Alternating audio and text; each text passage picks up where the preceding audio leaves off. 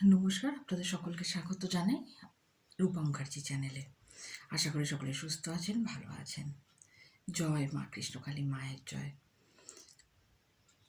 যদিও ব্যাপারটা দীর্ঘ সময় অতিবাহিত হয়েছে, তারপরেও নতুন নতুন মানুষ কৃষ্ণকালী মায়ের দর্শনে আগ্রহ প্রকাশ করছেন, যাচ্ছেন। কিন্তু তারপরও তাদের মনে বেশ কিছু প্রশ্ন থাকছে, যেরকম মায়ের মালা যদি বাড়ি নিয়ে আসে সেটাতে কি করব, জবা ফুল কী করে খাবো, কতবার মায়ের নাম নেব, কিভাবে মায়ের নাম নেব।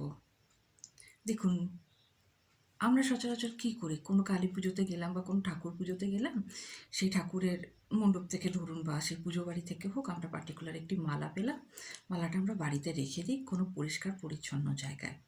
খুব ভালো হয় কাগজের ঠোঁয়ার মধ্যে, ডবল কাগজের ঠোঁয়ার মধ্যে আপনি মালাটি রেখে দিলেন, মালাটিকে ধূপধুনো দেখালেন, এবং যখন তার কোয়ালিটি খুবই খারাপ হয়ে গেল, গঙ্গায় বিসর্জন দিলেন।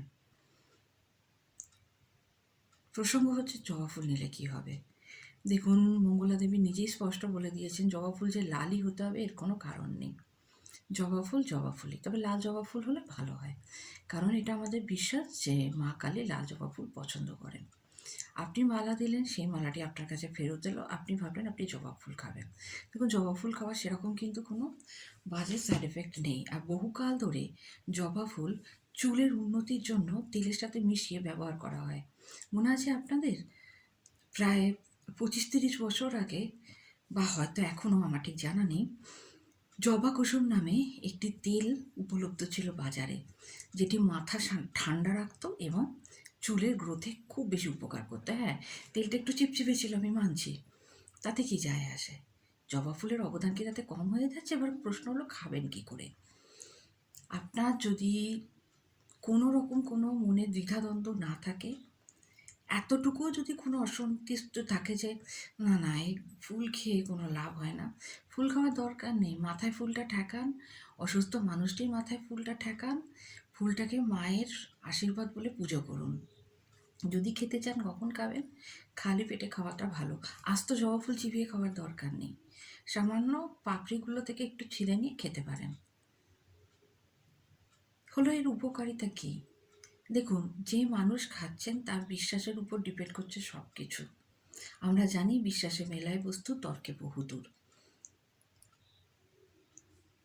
খেয়ে দেখুন, এবং একটা কথা মনে রাখবেন, মঙ্গলা দেবী কখনোই বলেননি যে উনি ত্রিশূল ছোঁয়ালেই সব কিছু ঠিক হয়ে যাবে বা ওনার দেওয়া জবা ফুল খেলেই সব কিছু ঠিক হয়ে যাবে। উনি কিন্তু সেম টাইম প্যারালালে চিকিৎসা করিয়ে যেতে বলেছেন।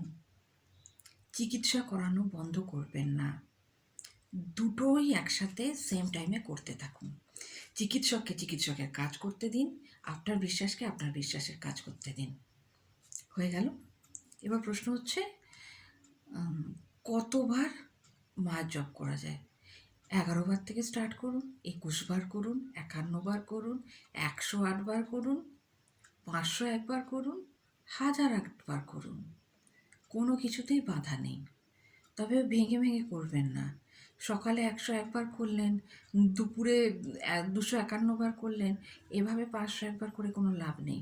অ্যাট এ টাইম বসে ততবার করুন। বিছানায় বসে করুন, খুব অসুস্থ রয়েছেন, উঠতে পারছেন না, শুয়ে শুয়ে মায়ের নাম করুন, মায়ের মুখটা মনে করার চেষ্টা করুন।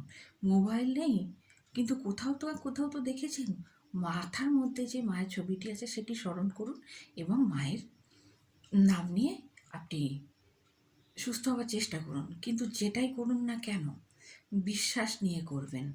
পাশের বাড়ির লোক বলেছে, ইউটিউবে প্রায় 2 মিলিয়ন পাবলিক এই কথাটা বলছে, সেটা করলে কিন্তু হবে না। তাহলে আমিও করি না। আমি ঈশ্বরের কাছে সম্পূর্ণ সমর্পিত হয়েই, ঈশ্বরে বিশ্বাস রেখে মায়ের নাম নিচ্ছি, তার ফলেই তো আমি উপকারটা পাবো। আমরা তো সায়েন্টিস্ট নই যে সব কিছু ল্যাবে গিয়ে টেস্ট করে দেখব। ঘুম থেকে উঠে করুন, স্নান করে করুন, সন্ধেবেলা পরিষ্কার পরিচ্ছন্ন হয়ে ঠাকুরের মন্দিরেতে করুন, মাটিতে বসতে পারেন না চেয়ারে করুন, সোফায় করুন। আমি তো বললাম বিছানাতে বসেও করা যায়। কোথায় করছে এটা বড় কথা নয়, শুদ্ধ মনে করুন, শুদ্ধাচারে করুন। এভাবে করলে অবশ্যই কৃষ্ণকালী মায়ের দয়া পাওয়া, আশীর্বাদ পাওয়া আমাদের জীবনে সম্ভব। আর কোনো প্রশ্ন থাকলে অবশ্যই আমাকে জানাবেন। ভিডিওটি কেমন লাগলো আপনারা কমেন্টস করে জানাবেন। আজকের মতো এই পর্যন্তই। চ্যানেল সাবস্ক্রাইব করতে ভুলবেন না। ধন্যবাদ। নমস্কার।